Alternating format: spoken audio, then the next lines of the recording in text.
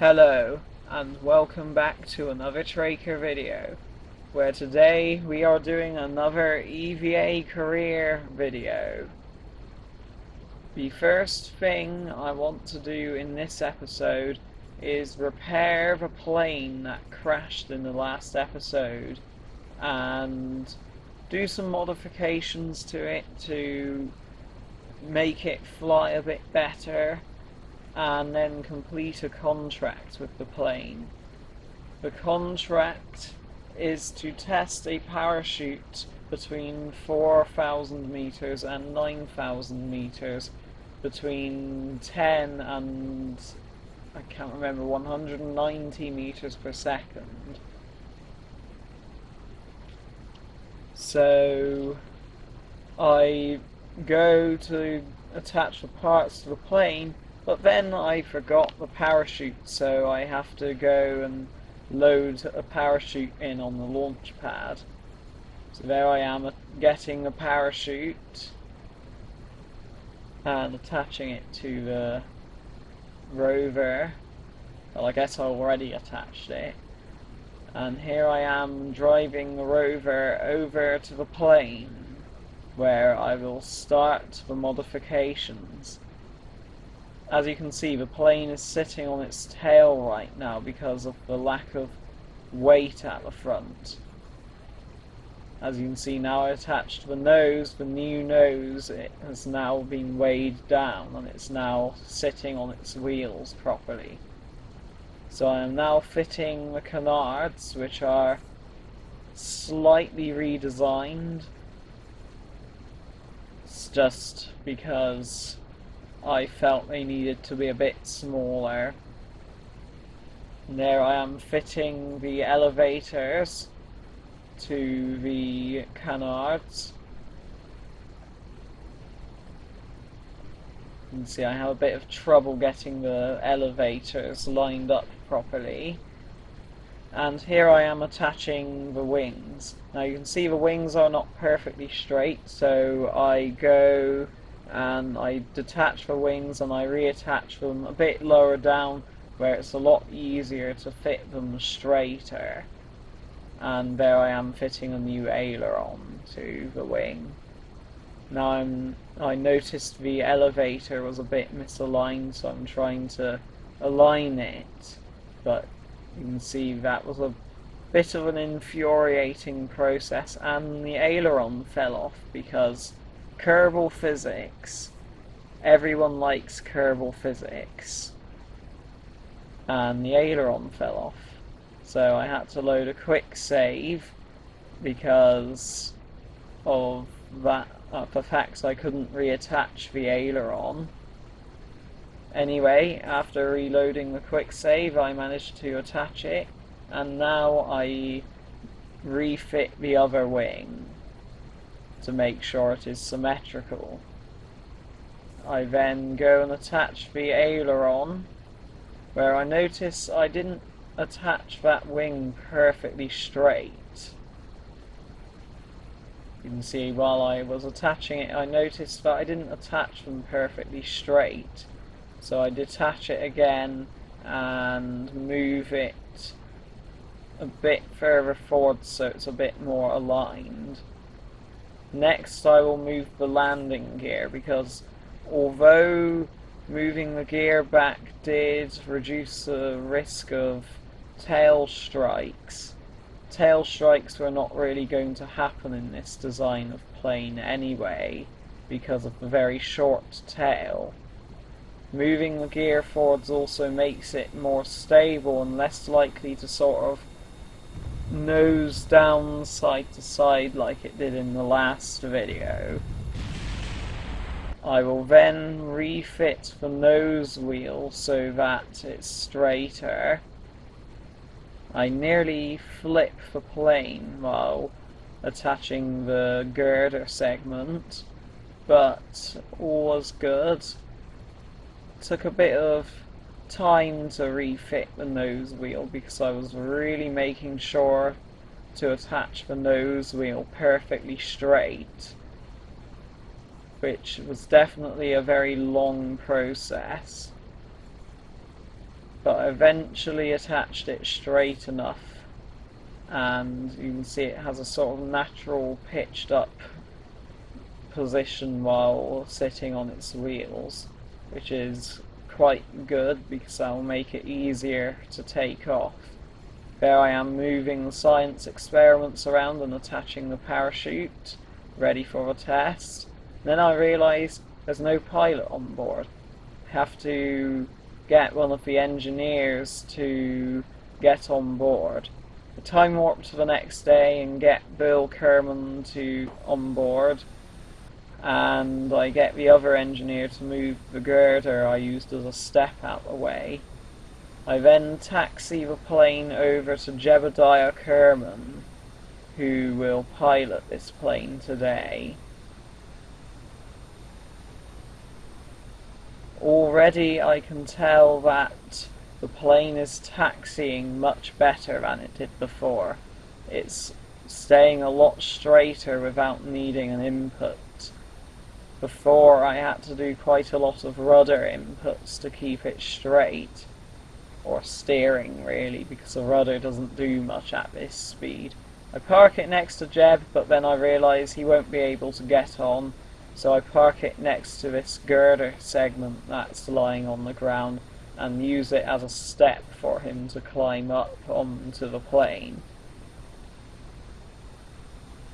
So there I am, and you can see Jeb had a electric screwdriver on him, so I gave it to Bill because unfortunately the bug was fixed that was allowing the Kerbals to have the electric screwdrivers before they're unlocked. So they're now a rarity.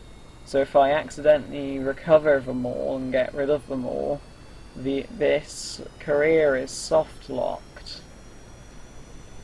Anyway, here I am taking the plane off. The plane is a lot more stable during takeoff now, and takes off way easier. This is now the beginning of the flight to 4 kilometers, ready to test the parachute. So I'll go to 4 times speed, and I fly up to 4 kilometers.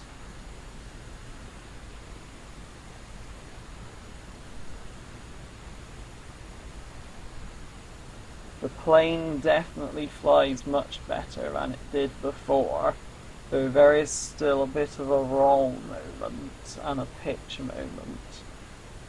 For the first half of the flight I decided to deal with it and just held the joystick and basically forced the plane, was basically holding the joystick to the side to keep it stable. But on the second half I got a bit bored of doing that. Here I am testing the parachute. I cut the parachute immediately so I don't lose control. But yeah, on the second half of the flight I got bored of holding the joystick to the side the whole time, so I decided to trim it out. And it's mostly just gliding down, because despite this plane's very flat front, it is actually possible to glide. So I'm gliding down towards the KSP runway, where I will attempt a landing. Any viewers who have seen the entire EVA career series knows that I've only done a successful landing twice. The first time I landed and then the plane went full throttle on me. The plane ran away and crashed itself. And on the second landing that was successful, I landed at the ZPA base and recovered the pilot, so there was no way of getting the plane back. I make sure to do the landing as smooth as possible because the gear is quite weak and cannot really take a hard landing. And after slowing down, I realise that this is my third successful landing on the EVA Career Series. Now I'm just taxiing back to the space plane hangar after doing the third successful plane landing on the EVA Career. This plane will be used wherever a contract comes that requires a plane, or even if I just need to do a flight to a biome to do science. So that will probably have some flying too.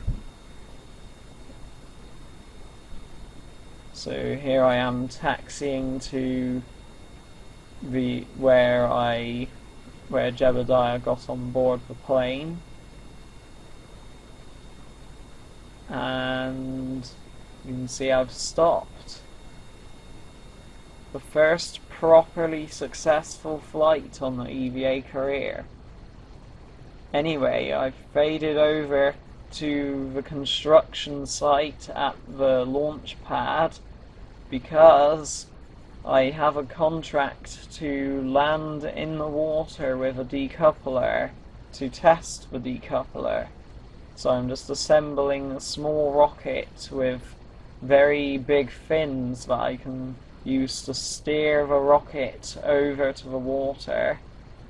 And here I am trying to use the rover as a means of getting the Kerbal onto the rocket. That proved harder than I thought, but it worked out in the end. The Kerbal is ready on the rocket. Time to... Yes, I'm taking the electric screwdriver because they're now a rarity. And now it's time to go back to the VAB because I don't like keeping the rover close to a rocket while it's launching. Anyway, here's the rocket, ready to launch. T-minus 10, 9, 8, 7, 6, 5, 4, 3, 2, 1, liftoff. And we have liftoff of the very wobbly rocket. And I do some very aggressive steering to make it fly over to the water. I let it coast for a bit before deploying the parachute to make sure it definitely goes over the water. And there I deploy the parachute. And then the contract will be completed once I test the decoupler in the water. So there's the parachute deploying. I made sure to have the parachute set to fully deploy quite early because I thought with such big fins the rocket will want to go straight down, and I didn't really want it picking up too much speed while pointing straight down with the parachute out. So yes, we have reached the end of the video now. So remember, if you didn't enjoy the video, to dislike and unsubscribe, and maybe you won't watch the next video.